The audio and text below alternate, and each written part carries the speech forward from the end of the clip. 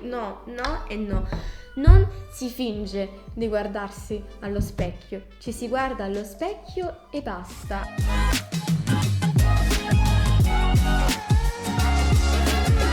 Buongiorno piccole gioie, io sono Paola e questo è Noxvox. Io mi occupo della gestione di questa parte del canale che è appunto A Spasso con Stanislavski, molto Kim Kardashian, molto simpatico, devo dire la verità. Ho deciso quindi insieme ai miei colleghi di aprire questa rubrica dove spiego il metodo Stanislavski. Quando ho cercato di dare una struttura a questo video mi è saltato alla mente un parallelismo tra Konstantin, che è appunto il nome di Stanislavski, e Omero. E l'idea era che non posso sperare di trovare online il riassunto di tutti i libri, né dell'Iliade né dell'Odissea, e non potete e non dovete cercare i riassunti online, perché se cercate il riassunto online vi troverete 50 siti con lo stesso testo, con l'unico cambiamento visibile praticamente solo le virgole. Quindi voi avete me, io che ho deciso di iniziare, di divulgare la mia conoscenza anche a voi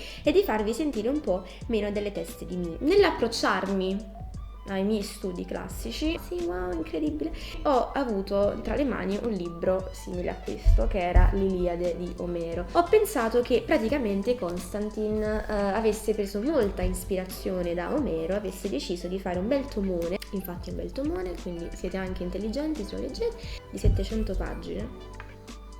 Perché di 700 pagine? Perché Stanislavski, oltre a essere un grande maestro, prima di tutto sarà tuo amico.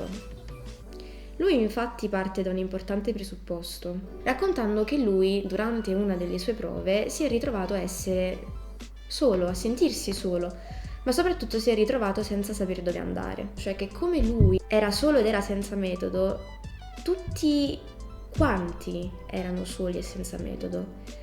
Quindi lui apre il libro dicendo che oltre a spiegare un metodo per come recitare al meglio, prima di tutto sarà il tuo più grande amico. E questa è una cosa bellissima, motivo per il quale io consiglio sempre di leggere il libro. E Stanislavski infatti racconta una sua esperienza teatrale. Il suo maestro infatti aveva deciso di rappresentare l'Otello, che non stiamo parlando del mondo dei patti, è l'Otello, e nella rappresentazione dell'Otello lui ha cercato in tutti i modi di imitare un Moro. L'imitazione del Moro quindi ha portato in lui una serie di domande importanti. Probabilmente avrà fatto un esame di coscienza e ha detto: ma fa che sto sbagliando io? La risposta era: sì Gioia, stai sbagliando tu, e mi fa piacere che tu te ne sei resa conto, perché questo ragionamento l'ha portato a pensare che forse guardare da altre prospettive il proprio lavoro è molto più efficace di non guardarlo proprio. Quindi il metodo inizia proprio da una riflessione. La riflessione è: ma se io in 3 parole, ovvero sangue, iago, sangue, ho iniziato a vivere esperienze diverse, perché non partire proprio da quello, proprio dal fulcro? Quindi Konstantin inizia a pensare: ma io perché innanzitutto, approcciandomi all'Otello, proprio in queste 3 parole ho provato un'emozione così forte? E questo è il punto da dove tutti dobbiamo partire. La verità è che non si recita pensando di imitare i movimenti o imitare le persone. Se vuoi recitare imitando le persone, prendi il libro, vendilo a 35 euro su eBay e vatti a comprare un po' di dignità. No. Il primissimo punto da cui bisogna partire è cercare all'interno del testo qualcosa che ti riporti a rivivere la parte nella sua integrità. Anche a me è capitato di avere tra le mani dei testi e di trovare all'interno dei testi parti che riuscissero a generare in me un ricordo e un'emozione più forte rispetto ad altre. Il metodo della rivivescenza, che quindi è anche terribilmente cacofonico, per ritornare nell'ambito della classicità, è proprio il fulcro di questi primi capitoli. Per iniziare a recitare bisogna prendere la parte, leggerla, e soprattutto andare indietro con la memoria e arrivare a cercare quel ricordo che ancora oggi in me suscita un'emozione, che possa essere l'emozione di un primo bacio, oppure l'emozione della perdita di un caro, che possa essere la tristezza della perdita di un caro. Stanislavski dice: scendiamo un po' sulla terraferma e ricordiamoci che la maggior parte delle volte lavoriamo per arrivare sull'Olimpo, ma la verità è che siamo tutti ancorati sulla terra. Il metodo Stanislavski quindi inizia così, con un tentativo di Konstantin di ricordare che quando si recita non si finge di essere qualcuno, ma si esprime se stessi nella grandezza di se stessi. Quindi il metodo della rivivescenza alla fine altro non è che essere se stessi, anche quando ci sembra di non esserlo.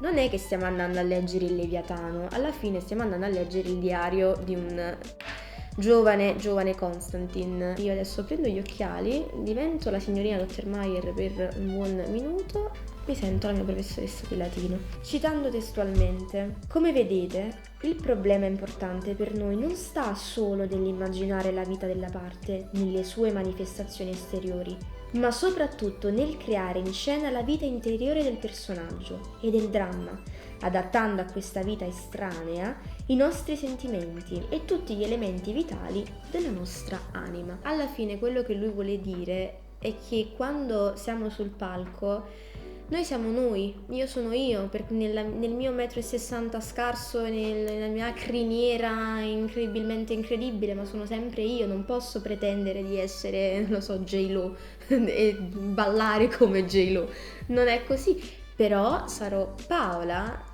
nella volontà di provare a essere J-Lo e nella gioia soprattutto di sentirmi per un buon quarto d'ora J-Lo, che guai giù, non è tutto dire. Un altro estratto: noi crediamo, e l'esperienza ce lo ha confermato, che solo un'arte satura delle esperienze dirette e vitali dell'attore può trasmettere le impalpabili sfumature e tutta la profondità della vita interiore di un personaggio.